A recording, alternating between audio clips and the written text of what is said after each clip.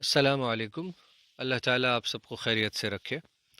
عزیز طلبہ، آج ہم مثنوی اور اس کے جو ہے وہ اجزائے ترکیبی اس پر گفتگو کریں گے انشاءاللہ۔ مثنوی اصل میں عربی زبان کا لفظ ہے جس کے معنی ہے دو دو کیا گیا۔ کیا مطلب ہے؟ ثنا عربی میں اسنا یا ثنا ثنا دو کو کہتے ہیں، اور دو دو کیا گیا کے معنی کو ابھی ہم سمجھنے کی کوشش کریں گے۔ آگے دیکھیں کہ ادب کی اصطلاح میں مسلسل اشعار کے اس مجموعے کو مثنوی کہتے ہیں جس میں شعر کے دونوں مصرے ہم قافیہ ہوتے ہیں، لیکن ہر شعر کا قافیہ الگ ہوتا ہے۔ اب آپ کو شاید بات سمجھ میں آئی ہو۔ یہاں ہم کیا کرتے ہیں کہ ایک شعر ہم جانتے ہیں دو مصروں سے مل کر بنتا ہے، تو دونوں، اب مثال کے طور پر ایک مثنوی ہے، اس میں 10 شعر ہیں، تو ہر شعر کا قافیہ الگ ہوگا۔ تو اس میں چونکہ قافیے کو دو دو کر کے قافیے دو دو مصروں میں قافیے کو کیا جاتا ہے، یعنی دو مصروں میں ایک قافیہ رکھا جاتا ہے، ہم آواز لفظ رکھے جاتے ہیں اسی، اور پھر اس کے بعد ہر شعر کے اندر الگ الگ قافیے کا استعمال ہوتا ہے، یعنی دو دو کر دیا جاتا ہے۔ اسی لیے اس کو دو دو کیا گیا بولتے ہیں، چونکہ اس میں قافیے کا استعمال جو ہے وہ ہر دو مصروں میں الگ کیا جاتا ہے۔ ایک اور بات یہاں سمجھ میں آئی کہ مسلسل اشعار کا کیا مطلب ہے؟ غزل کو یاد کریں ذرا۔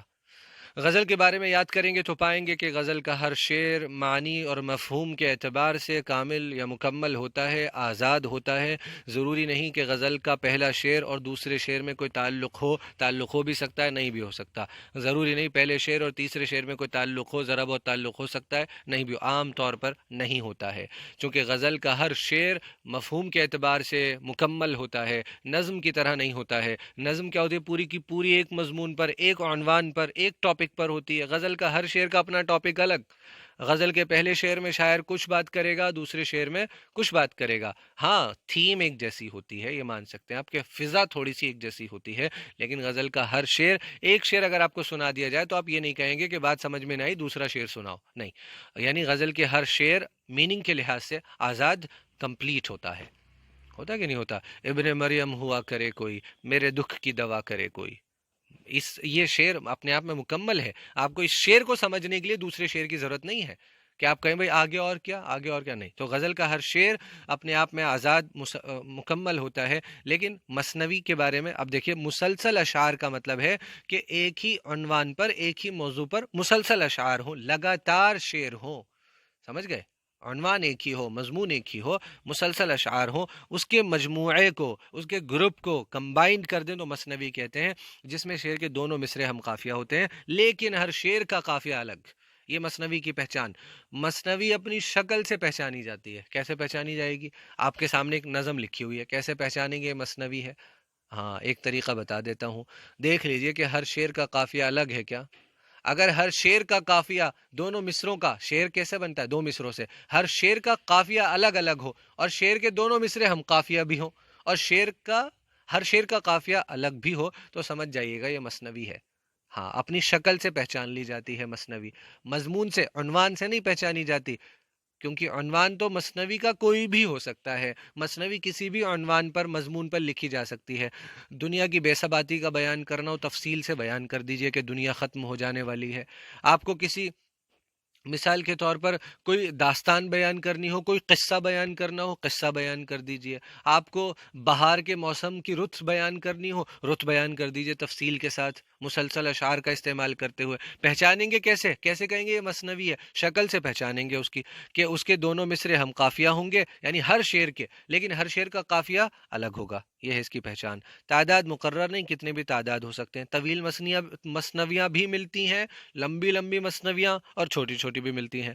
میر حسن صاحب کی سحر البیان بہت مشہور ہے، دیا شنکر نسیم کی گلزار نسیم، دونوں مثنویاں ہیں، بہت زیادہ، یہ دو سب سے اہم مثنویاں ہیں اردو میں، طویل ہے۔ پھر نواب مرزا شوق کی زہر عشق، نہ تو طویل ہے نہ مختصر۔ حالی کی مناجات بیوہ، بیوہ کی پکار، بیوہ عورت کی پکار کو اس مؤثر انداز سے بیان کیا ہے کہ پڑھنے والا روئے بغیر رہ نہیں سکتا۔ اور اقبال صاحب کا ساقی نامہ، یہ چھوٹی مثنویاں ہیں، عام طور پر چھوٹی بحر میں لکھی جاتی ہے۔ بحر ابھی آپ کو شاید اچھے سے سمجھ میں نہیں آئے گا، یہ اتنا سمجھ لیں کہ بحر وزن کو کہتے ہیں، وزن کو کہتے ہیں، اور اس کے ذریعے سے ترنم، شاعری جو ہے نا، मुतरन्निम कलाम होता है, तरन्नुम होता है शायरी के अंदर, आहंग होता है, कनेक्शन, लफ्ज़ों के अंदर लफ्ज़ों की आवाज़ में ना एक ताल्लुक होता है, तभी तो वो शायरी बनती है, एक खनक होती है उसमें, खनक समझ रहे हैं ना आप? तो तरन्नुम होता है, उसे आप जो है उसमें एक क्या कह सकते हैं आप, तरन्नुम समझते हैं? नात शरीफ आप सुनते हैं, मैं म्यूज़िक की मिसाल नहीं दे रहा चूँकि म्यूज़िक इजाज़त नहीं है म्यूज़िक म्यूज़िक की। हाँ, आप बगैर म्यूज़िक के कोई नज़्म गुनगुना रहे हैं, गज़ल गुनगुना रहे हैं, उसकी इजाज़त है अगर उसके अल्फाज दुरुस्त हैं।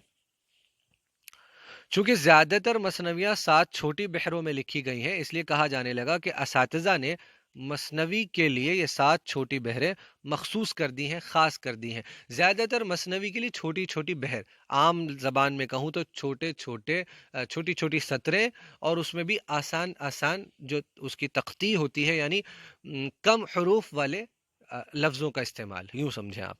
ये कोई अटल ज़ाब्ता नहीं है, ऐसा नहीं है कि इन्हीं 7 बहरों में ही लिखी जाती हैं, लेकिन हाँ, मखसूस कर दी हैं, ऐसा कहा जाने लगा है, लेकिन अटल ज़ाब्ता नहीं है। बहुत सी मसनवियाँ हैं जो इन 7 बहरों के अलावा लिखी गई हैं, लेकिन हाँ, ज़्यादातर मसनवियाँ इन्हीं 7 बहरों में मिलती हैं। तवील मसनवियों में, जो लंबी मसनवियाँ होती हैं, उसमें आम तौर पर 8 अज्ज़ा होते हैं, 8 जुज़ होते हैं, 8 चीज़ें होती हैं। पहली चीज़ क्या? हम्द व मुनाजात।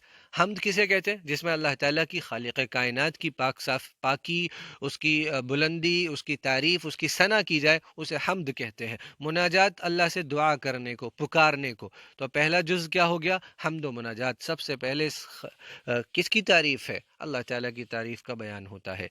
नात शरीफ, फिर अल्लाह के रसूल सल्लल्लाहु अलैहि वसल्लम की शान अक़दस में कलाम पेश किया जाता है, अशार लिखे जाते हैं। फिर मनक़बत, किसी सहाबी, हज़रत अली, हज़रत उमर, हज़रत अबू बकर पहले खलीफा, तो किसी सहाबी या इसके अलावा कोई बुज़ुर्ग, उनकी शान अक़दस में जो अशार कहे जाएं, उसे हम मनक़बत कहते हैं।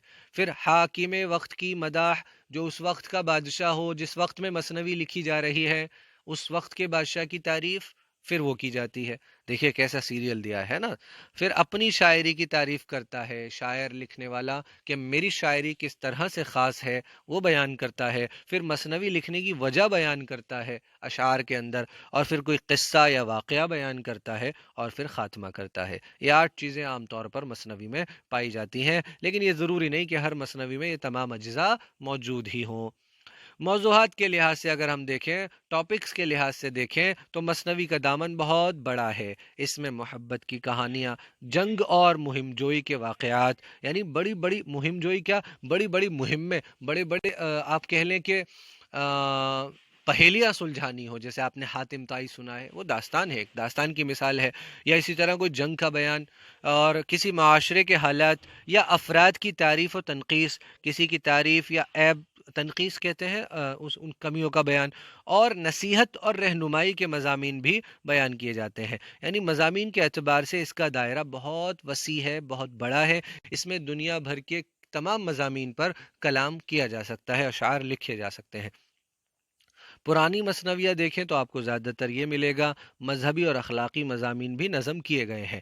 और इश्किया मसनवियों में नसरी दास्तानों की बेशतर खसूसियात मौजूद हैं।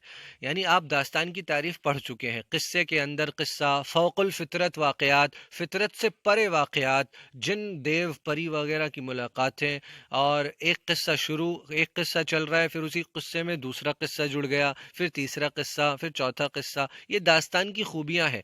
तो कई सारी मसनवी ऐसी हैं जिसमें नसरी दास्तान है, इन्हीं दास्तानों की खूबियाँ, खुसूसियात हमें मिलती हैं, कि इन्हीं हूबहू इन्हीं की तरह वाक़यात बयान किए गए हैं मसनवियों में भी। मिसाली किरदार, हीरो, बड़े बड़े हीरो हातिम ताई हो गए, या इसी तरह के और हीरो सिंदबाद हो गए, कि भाई बड़ी बड़ी मुहिम्मात, बड़ी बड़ी पहेलियाँ सुलझा रहे हैं, बड़े बड़े तिलिस्म कर रहे हैं, जादू कर रहे हैं, और गैबी मददें आ रही हैं, और इधर फतह हो गई, और इतनी तकलीफ़, फुलाने से मुकाबला, ये सब होता है।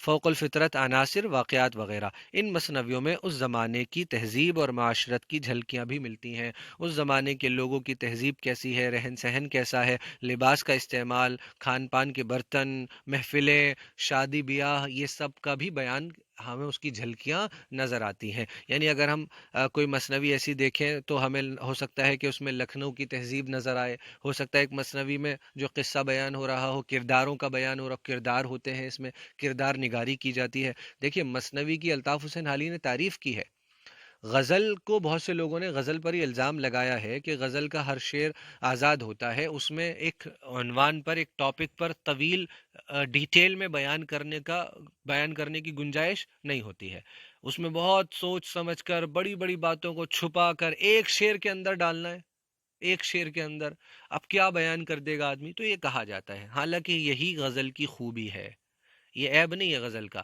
اب آپ کو تفصیل سے بیان کرنا ہے کسی بھی واقعات پر، اخلاقی مضامین پر، اچھائیوں پر یا برائیوں پر، بری عادتوں کی برائی پر، یا اسی طرح اور واقعات بیان کرنے ہیں، تو اس کے لیے آپ مثنوی کا استعمال کریں۔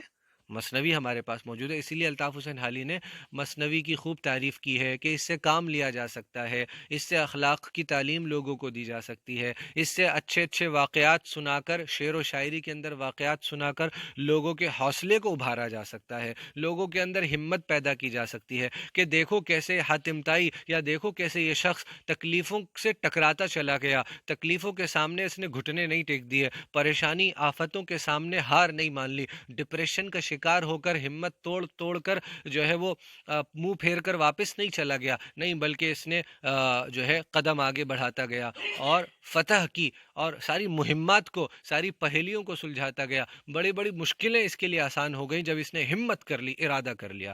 تو اسی لیے الطاف حسین حالی اور دوسرے لوگوں نے مثنوی کی تعریف کی ہے کہ اس میں شاعری کے اعتبار سے بھی شاعر کے پاس اپنا ہنر آزمانے کے بہت سے موقع ہوتے ہیں، واقعات کا بیان ہے، یعنی واقعہ نگاری، کیا کہیں گے اس کو؟ واقعہ نگاری، واقعات کا بیان کرو۔ آپ دیکھیے کلاس میں 10 بچے ہوں، 10 بچوں سے آپ 10 بچوں کو ایک ہی واقعہ سنائیے اور پھر ان سے کہیے کہ اپنے اپنے الفاظ میں اب اس قصے کو آپ بیان کرو، دیکھو اس میں کوئی ایسا ہوگا جو بہت اچھے سے اس واقعے کو پیش کرے گا، اور کوئی ایسا ہوگا کہ اس واقعے کی مٹی خراب کر دے گا، جو بات جب بتانی ہے تب بتانے کے بجائے کہانی کا مزہ خراب کر دے گا۔